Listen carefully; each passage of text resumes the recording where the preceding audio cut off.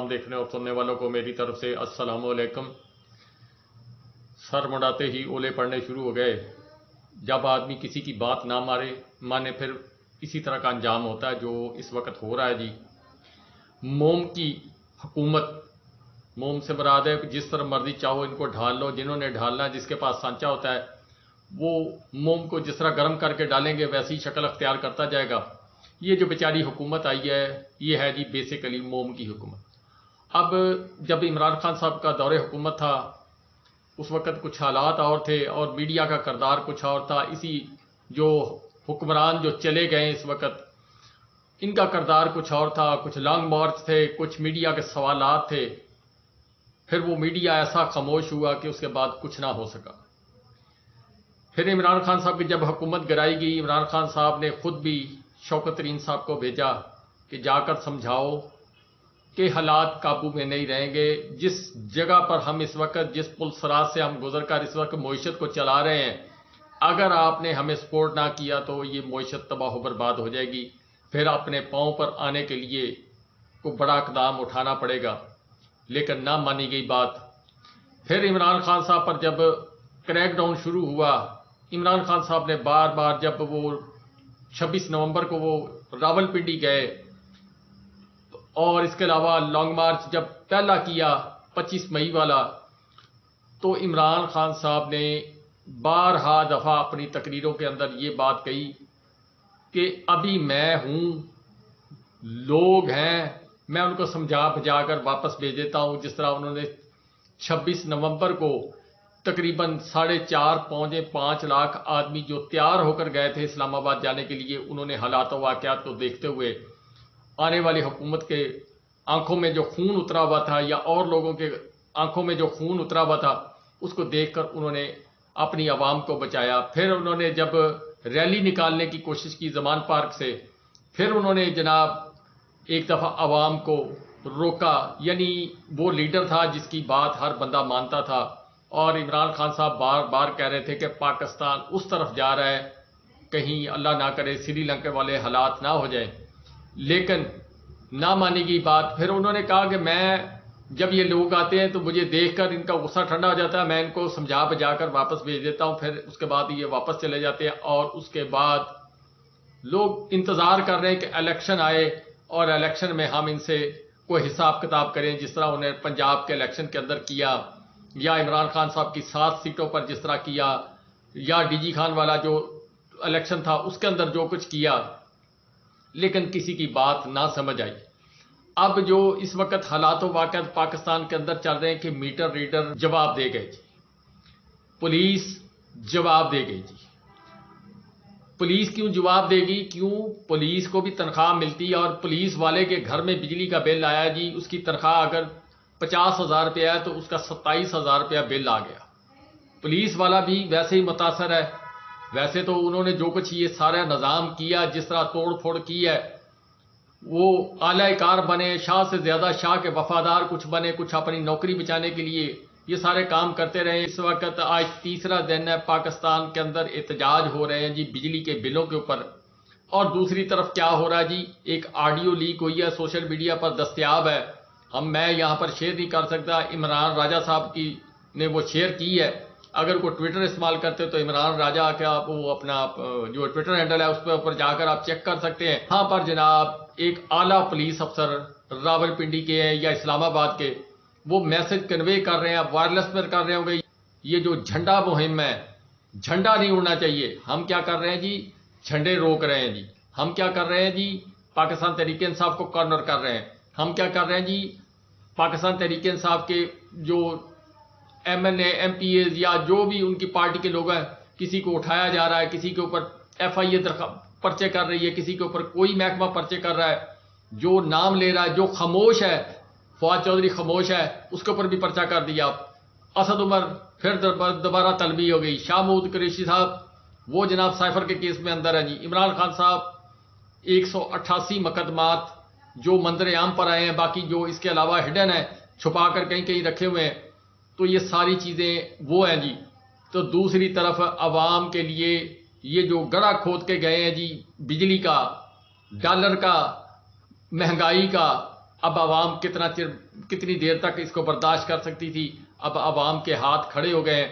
اب اندازہ کریں آج تیسرا دن ہے، لوگ سراپا احتجاج ہیں، اور میرے وزیر اعظم صاحب جو موم کی نگران حکومت ہے، چاروں صوبوں کے موم کے وزیر اعلیٰ صاحب جو ہیں ان کو بلایا گیا، اور پہلا اجلاس تھا آج، پہلا اجلاس تھا اور فائنل تھا. اس میں کوئی ڈیسیژن لینا تھا. اس کے اندر مختلف جناب جو وزیر صاحبان ہیں، وزراء صاحب ہیں، وہ شامل ہوئے، مگر بے نتیجہ کوئی معاملہ حل نہ کر سکے. IMF کی تلوار سر پر لٹک رہی ہے. $1 ارب انہوں نے دیا تھا، $1 ارب انہوں نے نگران حکومت کے لیے رکھا ہوا تھا، $1 ارب انہوں نے الیکشن کے لیے رکھا ہوا، یعنی الیکشن کرواؤ گے اس کے بعد جو نئی حکومت آئے گی. جب عمران خان صاحب سے زمان پارک میں ملے تھے تو کچھ فیصلے ہوئے تھے، اس کے بعد عمران خان صاحب نے ان کو اوکے یعنی یس کیا تھا، یہ ساری باتیں ہوئی تھی. لیکن اب یہ لوگ اپنی وہ جو بات ہے اس سے گھوم پھر رہے ہیں اور معیشت کی طرف توجہ زیادہ دے رہے ہیں. وہ کہہ رہے تھے جی کہ $80 ارب پاکستان کو پاؤں پر کھڑا ہونے کے لیے چاہیے. اب آپ اندازہ کر لیں کہ جہاں $1 ارب کے لیے ہم IMF کے پاؤں پڑ رہے ہیں، سعودی عرب کی منتیں کر رہے ہیں، چائنا کی منتیں کر رہے ہیں، دوسرے ممالک کی منتیں کر رہے ہیں، وہاں $80 ارب کہاں سے آئے گا جس میں ہم نے قسطیں بھی دینی ہے، قرضہ بھی دینا ہے، وہ بھی واپس کرنا ہے.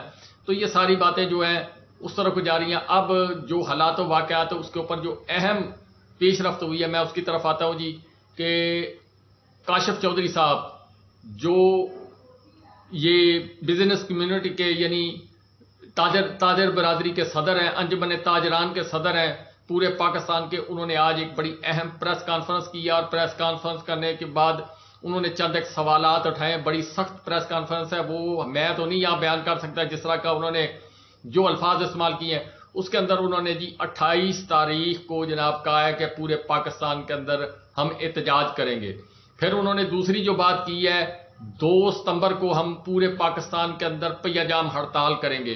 پھر اس کے بعد جناب ایک اور ان کے ساتھ کو تاجری تھے، انہوں نے جناب کچھ اپنا اظہار خیال کیا، اور اس کے ساتھ ساتھ کچھ اب جماعتیں جو ہیں جنہوں نے دستخط کیے، جنہوں نے سارے کام کیے، وہ اب جناب اپنا جس طرح کہتے ہیں کہ وہ شہیدوں میں نام لکھوانے کے لیے وہ جناب شامل ہو رہے ہیں.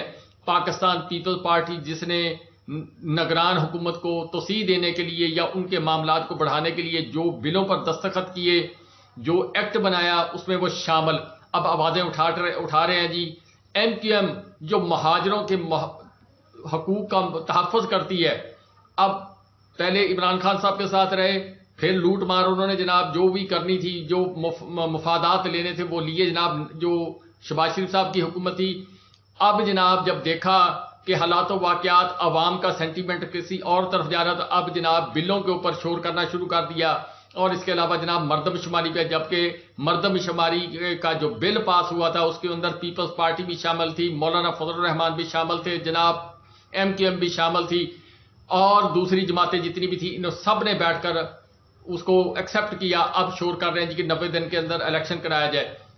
یہ ڈبل گیم کھیل رہے ہیں جی، یعنی عوام کو احمق بنا کر دوسری طرف جو معاہدہ پیچھے ہوا ہے، جس معاہدے کے تحت یہ سارا کام ہو رہا ہے، جس معاہدے کے تحت ان کو چلایا جا رہا ہے، جس معاہدے کے تحت انہوں نے آنے والے وقت کے اندر اپنی سیٹ ایڈجسٹمنٹ جو کی ہوئی ہے، یہ سارے کام کیے ہوئے، لیکن عوام کو احمق بنانے کے لیے، عوام کو بے وقوف بنانے کے لیے انہوں نے جناب یہ معاملات کے بیانات کی حد تک ہم جناب جائیں گے. جیسے پیپل پارٹی کے دور کے اندر پاکستان کے اندر عوام مرتی تھی جی ڈرون حملوں سے، بم دھماکوں سے، اور یہ قومی اسمبلی کے اندر کھڑے ہو کر مذمت کرتے تھے ڈرون حملوں کی. لیکن جب پچھلے جو آقا ہیں ان کو جا کے کہہ دیتے تھے کہ جناب آپ لگے رہیں، ہم مذمت کرنے کے لیے کافی ہیں، آپ بے فکر ہو کر اپنا کام جاری رکھیں.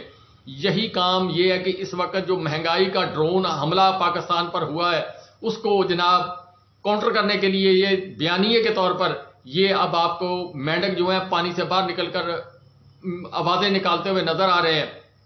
دوسری طرف مولانا فضل الرحمان صاحب کی پارٹی جو ہے، ان کے حمداللہ صاحب کو آپ جانتے ہیں، وہ دمنگ قسم کا بولتے ہیں، انہوں نے جناب کچھ باتیں کی ہیں، اور نگران وزیر اعظم کاکڑ صاحب جو ان کے گھر گئے تھے، مولانا فضل الرحمان صاحب کے گھر جا کر ملاقات کی تھی، کچھ معاملات طے کرنے کی کوشش کی تھی. انہوں نے جناب کہا کہ وزیر اعظم صاحب، نگران وزیر اعظم صاحب، یہ نہ ہو کہ ہمارے صبر کا پیمانہ لبریز ہو جائے اور پھر معاملات خراب ہو جائیں.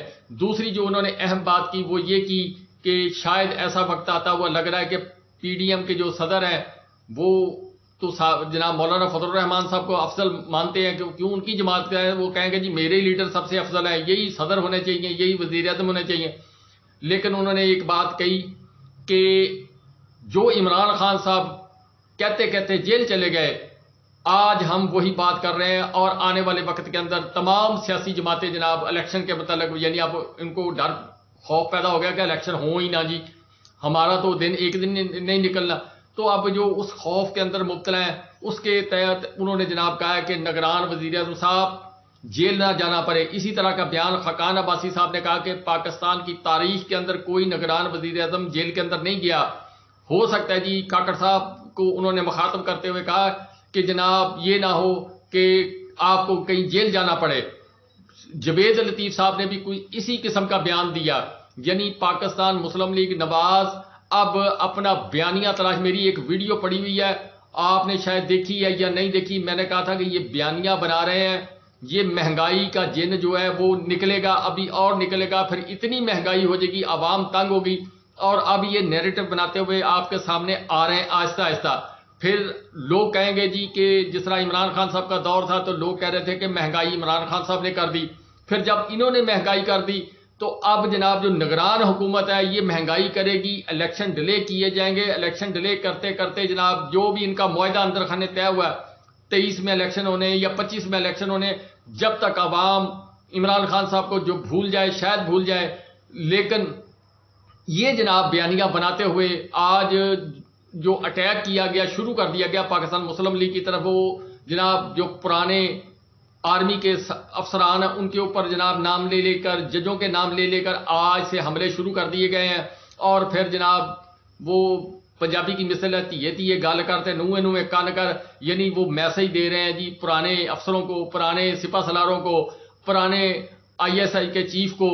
لیکن پیغام جو ہے وہ جا رہا ہے جی نئے آرمی چیف صاحب جو ان کو، نئے D G I S I ان کو، اور جو ملٹری اسٹیبلشمنٹ ہے یا جو فیصلہ ساز لوگ ہیں ان کو پیغام دیا جا رہا ہے کہ اگر آپ ہماری بات نہیں مانیں گے، ہماری باتوں پر عمل نہیں کریں گے، پھر ہم آپ کی آڈیو ویڈیو اور بہت کچھ جو ہے وہ ان سب صاحبان کا جناب لیک کر دیں گے.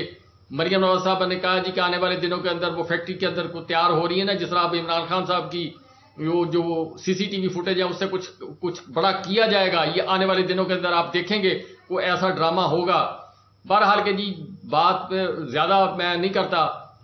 کاشف چودھری صاحب کا جو بیان ہے، عوام کا جو رد عمل ہے، اس کو دیکھتے ہوئے جو کچھ پاکستان کے ساتھ ہو رہا ہے یا پاکستان جس طرف کو جا رہا ہے، یہ آنے والا دور جو ہے، یہ میری بہت ساری ویڈیو کے اندر میں نے کہا کہ ہم 71 سے لے کے 2023 تک کچھ نہ سیکھے، اور 23 سے لے کر 71 میں واپس جانے کے لیے ہم نے اس کا کوئی تدارک نہیں کیا.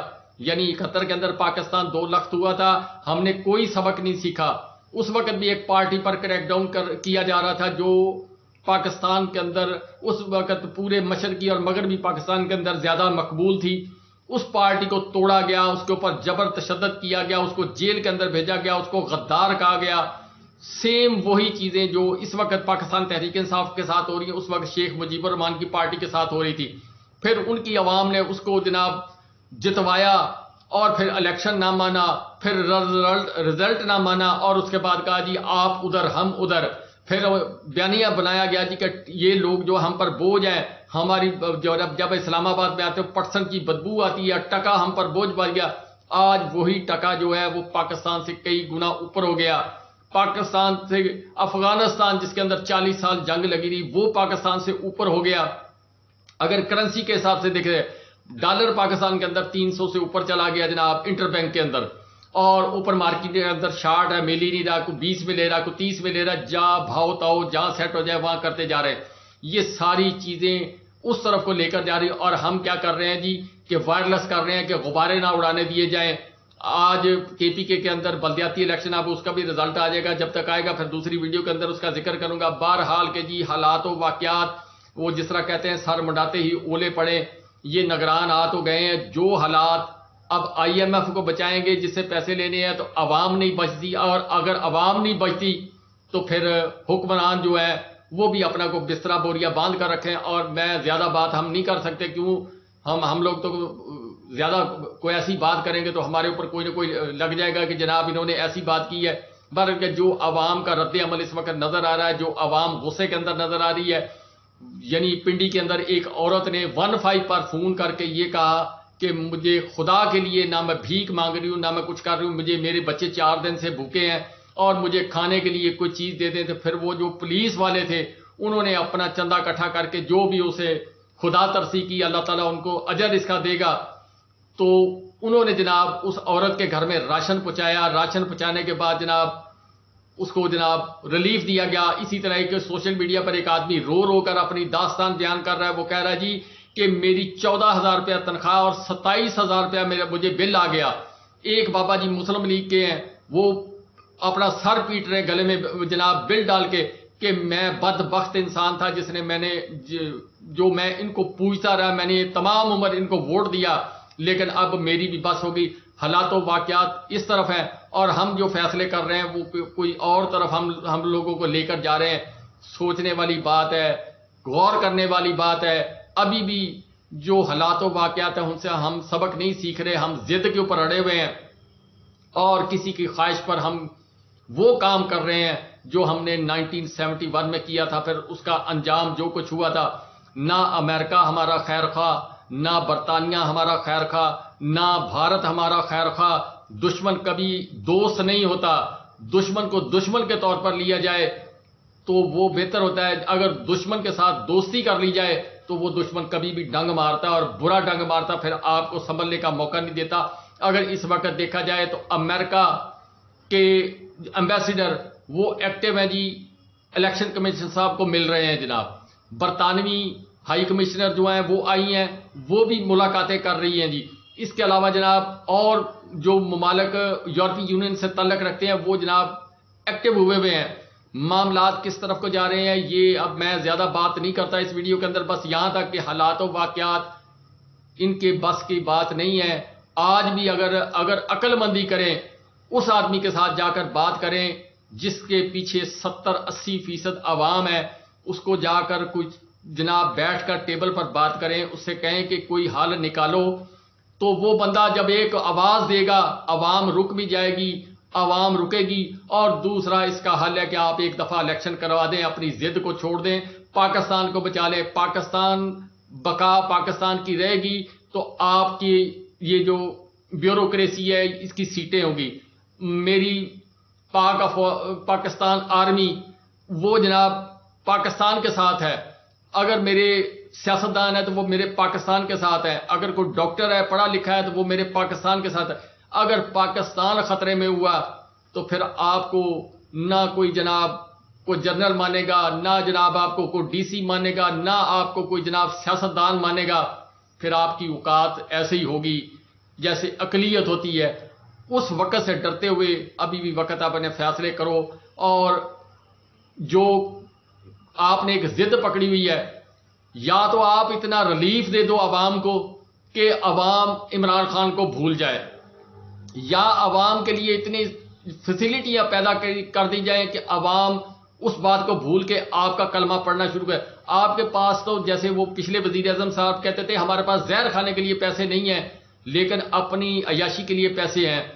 جناب گریڈ 17 سے لے کر گریڈ 20-22 تک جو افسران ہیں وابڈا کے، ان کی مراد جی اے سی ان کے بند کر دیجئے. وزیر اعظم صاحب کہتے ہیں جی کہ میرا اے سی بند کر دو. آپ کا اے سی بند کرنے سے کیا ہوگا؟ آپ کا پٹرول بند ہو جائے گا، آپ کے جو 7 گن مین چلتے ہیں وہ خرچہ کہاں جائے گا؟ بہرحال کہ جی اللہ تعالیٰ رحم کرے اس پاکستان پر اور ہمارے فیصلہ ساز لوگوں کو ابھی بھی سمجھ بوجھ کرنے کی ہدایت عطا فرمائے جناب.